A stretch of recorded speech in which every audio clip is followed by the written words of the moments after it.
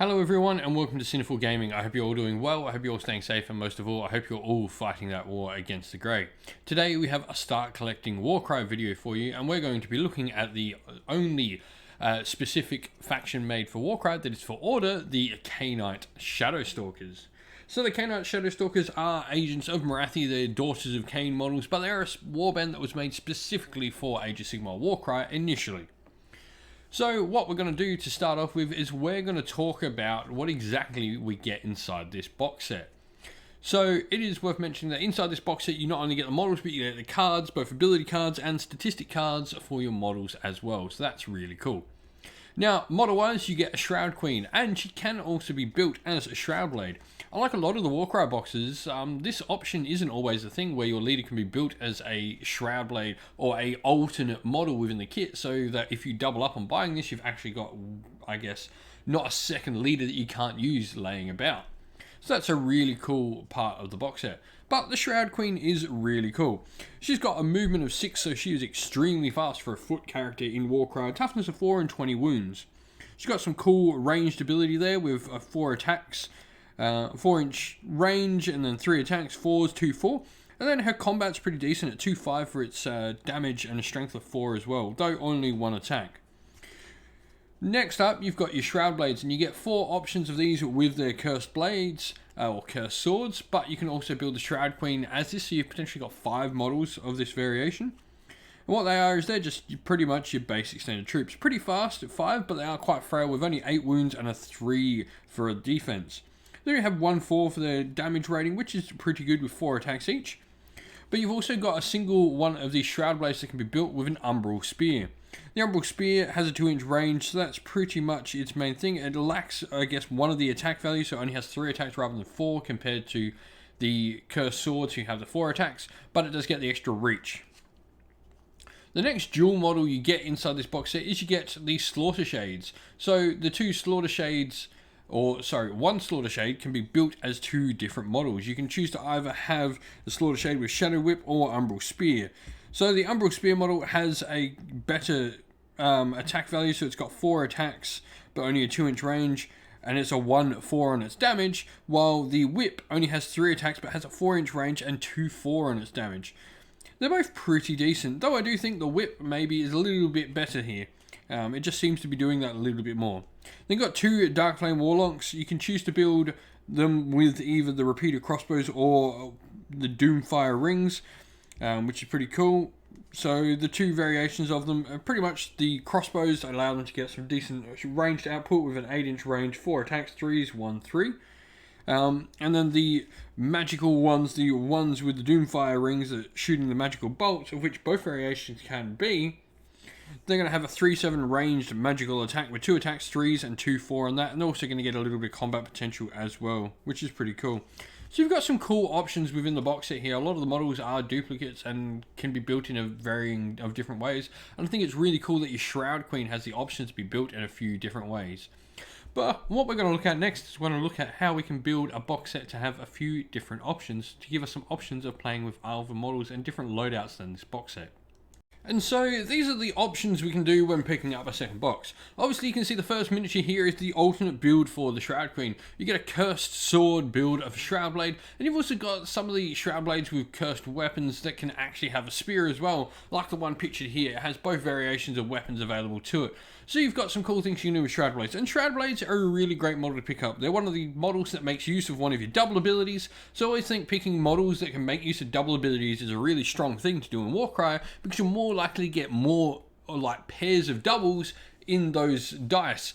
If you're trying to go for, multiple models that rely on quads and trips to get their abilities off, you're less likely to get those things, and in some cases you're never likely to get those things.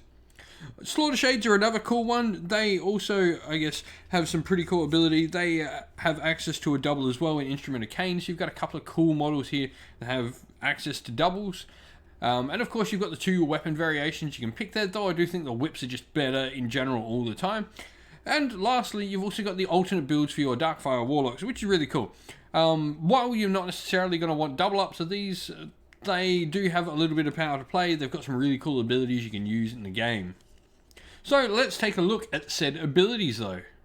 So the abilities for the Khainite Shadowstalkers. To start with, we've got Shadow Leap. This is an ability that can be used by all Khainite Shadowstalkers. What this does is it allows your fighter to make a fly move. They count as flying when they get to move. So this is pretty cool. This can really help with the maneuverability of your fighters. You've got 5 and 6s across your move, so being able to fly just gives you that extra bit of edge. It means you're not going to like worry about vertical terrain and stuff, so this can really be a great thing to use. And obviously this can only be used in your activation though, so it can't sort of get used when you're sort of like pushed off or something like that, just for note. Then got Curse Darts, which can be used by all of your little Shroud Blades, any variation whether they have spears or dual blades. What this does is it gives you the ability to do a little bit of range damage. You can pick a visible enemy fighter within 9 inches of this fighter and roll 2 dice. For each roll of a 4+, you allocate 2 damage points to the fighter you target. In addition, if either dice scores a 6, halve the move value of the fighter you've targeted until the end of the battle round. So pretty cool. You can sort of poison or curse them, I guess, with these. Instrument of Cain is used by your Slaughter Shades, and it's a fighter can use this ability only if an enemy fighter has been taken down by an attack action made this activation. The fighter gets a bonus move action or a bonus attack action, so it's just allowing you to keep on doing the killing. Harness Shadow is used by Darkfire Warlocks, and until the end of the battle round, you subtract 1 for attack characteristics to a minimum of 1 for attack actions made by enemy fighters that target a fighter within 3 inches of this fighter. So they can really be a nice little support unit around. So what this does is it allows you to sort of just shroud around your Warlocks. Your Warlocks can really protect your people. You can move in like these little kill bunches across the board with your Warlocks at the center and hoping to get some triples or stay in cover if you've not managed to get the triples, but allows you to sort of move in the open and not take quite as much damage. You then got a triple Dance of Death, and this is once again available to every model within the Khainite Shadowstalkers. Until the end of the fighter's activation, this fighter can finish disengaging actions within 1 inch of enemy fighters. So you've got some ability to play around with like the movement here. And then you've got Ensnaring Darkness. This is for your Shroud Queen. You allocate a number of damage points equal to the value of ability to all enemy fighters within 3 inches of this fighter. However, instead, this fighter can draw their Shadow Blood. If they do so, you allocate 3 damage points to this fighter, so the Shroud Queen takes damage herself, and a number of damage points equal to the value of the ability to all enemy fighters within 6 inches of this fighter. So you can, if you've got some really high quads, you can really do a lot of damage to a lot of enemy fighters all at once here. Really, really cool ability. What we're going to do now, though, is we're going to take a look at a starting force. We're going to look at how we can build it, not using it straight out of the box. Alright, so I mentioned we want to look at a box set and try and build a force out of a couple of box sets just to sort of break it up. Obviously, the original box set here, you can purchase one and it will come up to 960 renown, so you've got a full force to play with straight out of one box set. However, I think there's definitely play in grabbing a second one and really building a force around 2 of them.